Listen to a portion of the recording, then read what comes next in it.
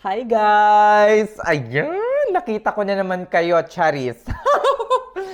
Huwag na tayong tumawa din. Okay, dapat seryoso tayo ngayon. Charis. Ayan. Meron ng visa bulletin for the month of March, mga Inday.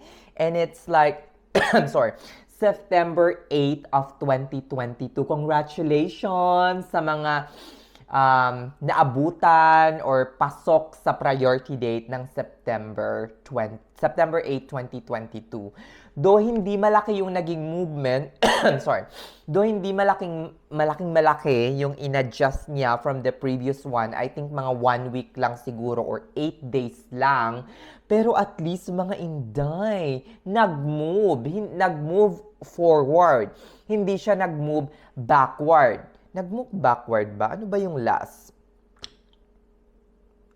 Parang September of 2022 ata. Hina natin. Visa Bulletin Feb. Yung last Visa Bulletin. September. Ito 3 days. Hold on. September 1, EB3. So, ngayon, ang priority date ay nasa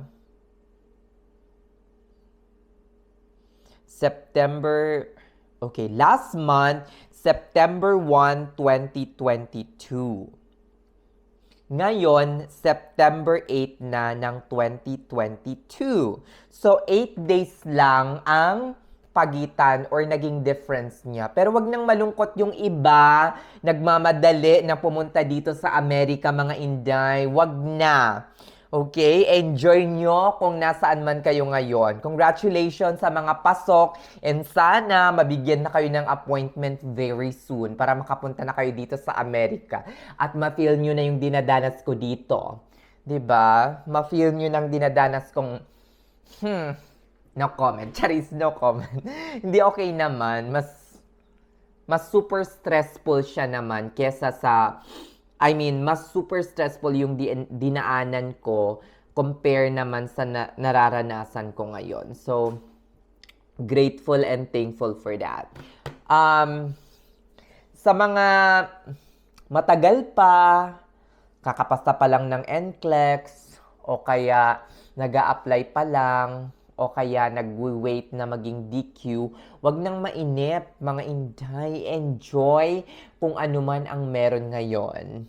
'Di ba? Enjoy nyo. Kasi yan yung pinagsisisihan ko or regrets ko. Kasi umuwi ako sa Pinas noong 2021.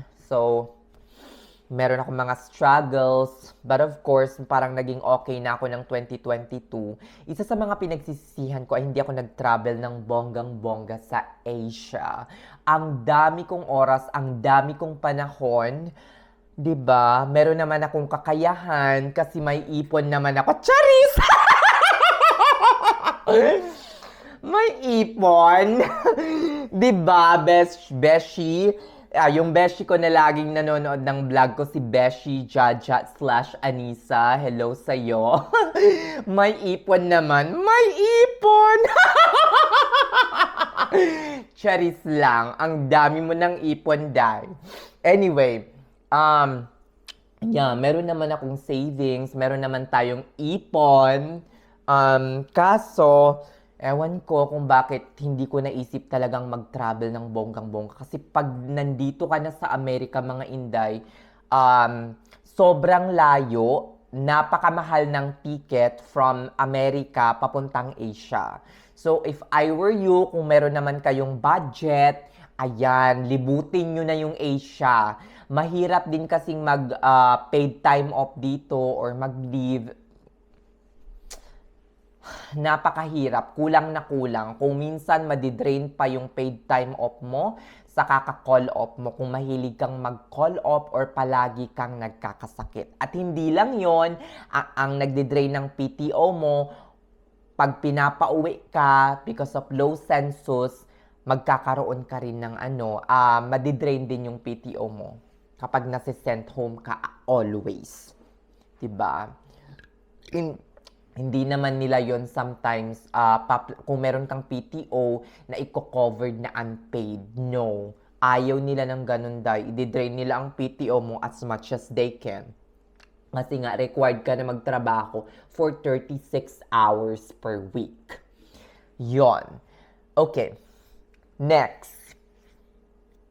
Next, mga inday. Kung yung mga nasa Saudi, please lang, libutin nyo na yung Saudi, magpakasawa kayo sa Middle East, day. Para wala na kayong regrets at wala nang balikan. Hindi katulad ko, balik nang balik sa Saudi. Charis! Ayun mga inday, yun lang. Congratulations! Congratulations sa mga sa mga pasok na at papunta na dito sa Amerika. Gora na kayo, day. Babush na mga inday, yun lang. Gusto ko lang talagang maghatid ng good news para sa inyo. Charis, bye!